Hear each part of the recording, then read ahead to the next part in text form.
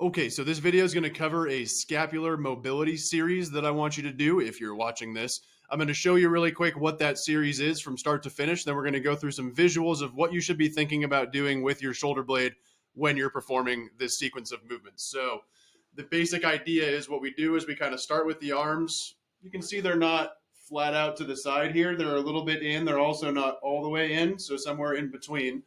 You can kind of get your arms up to level with your shoulders. Then the first move is to shrug those shoulder blades up and around and bring your arms up. Now keep your shoulders up while you bring your hands up and over your head, not letting the shoulders fall down, but keeping them up like you're reaching for the ceiling. Once you get to that point, then you're going to pull your shoulders back, and then you're going to tuck them down and in into what's called downward rotation. After you get to this point, you then reach your arms out straight again, not all the way in or all the way out to the side, somewhere in between, to then really reach your shoulder blades as far away from your spine as you can get them.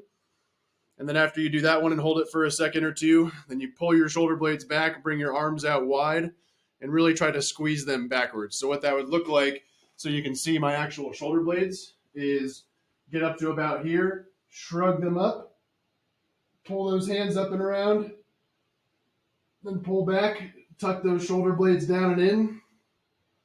Then reaching forward, trying to stretch those shoulder blades away from your spine. And then pulling them back and pinching them together as you bring your arms back and in. So the first movement is called upward rotation, where we're bringing those shoulder blades up. The second move is called downward rotation, where we're pulling them down and in. The third move is called protraction, where we're reaching our shoulders forward and around and rounding our shoulders forward.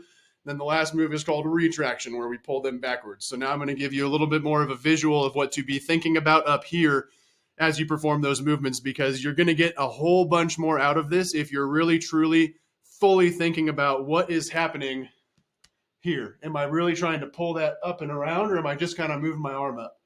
You can get a totally different result if you really have that idea truly locked in. So we're going to cover what those ideas are for each of those movements briefly right now.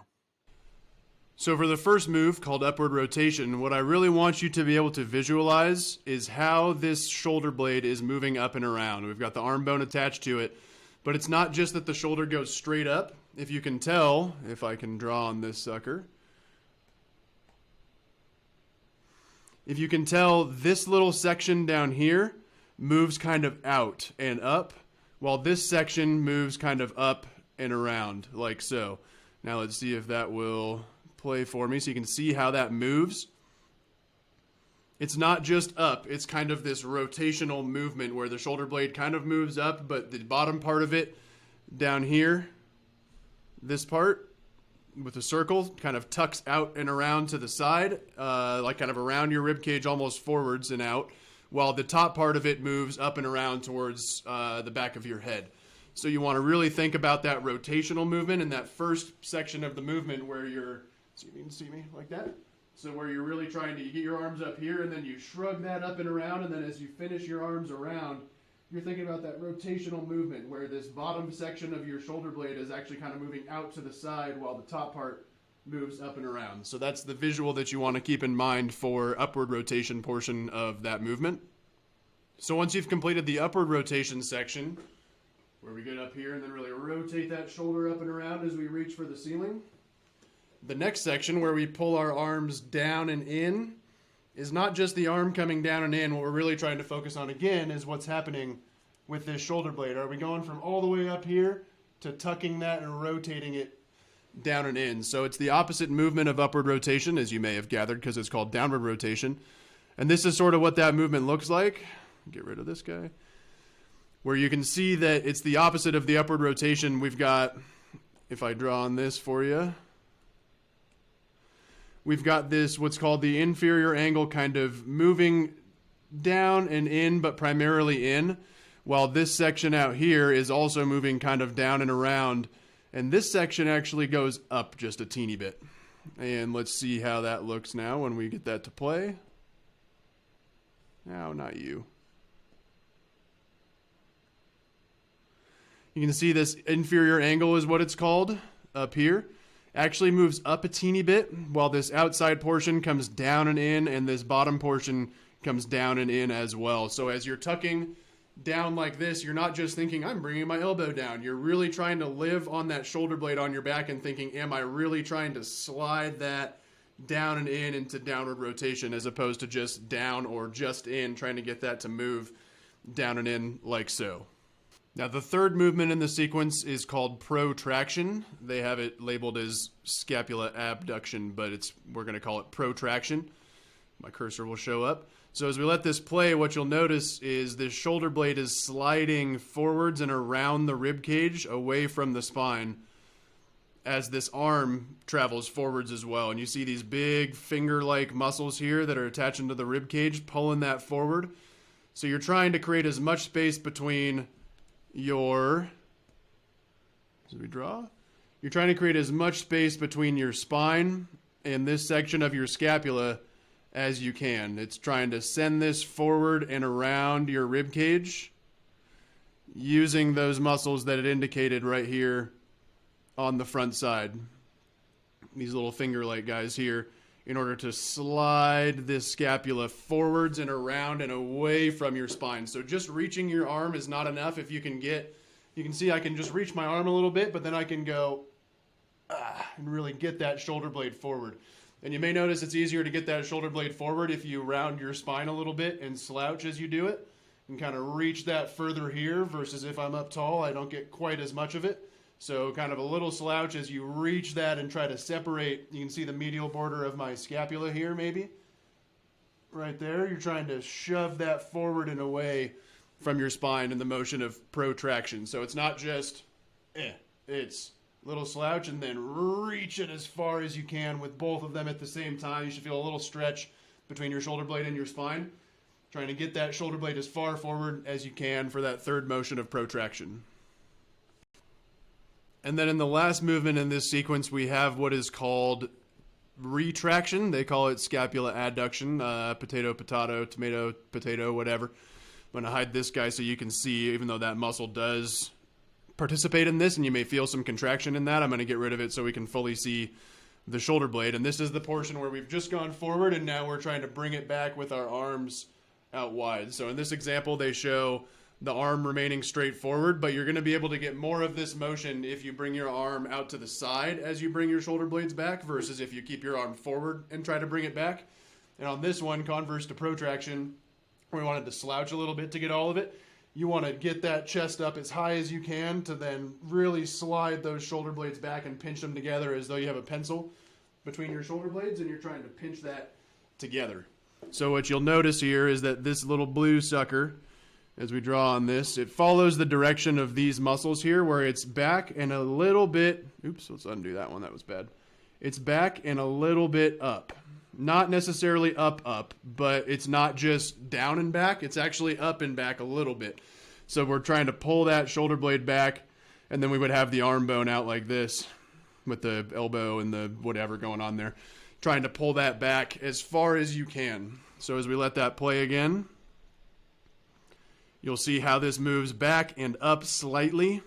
And again, having the arms out to the side will give you more available motion there, and getting as much thoracic extension as you can, popping that chest up high to really pull those back. You can see here probably that when I'm slouched, I can't move my shoulder blades back as far as if I arch up, I can get a little bit more out of those. So you want to make sure that you're arched up nice and tall on the retraction section as the fourth movement in this scapular series.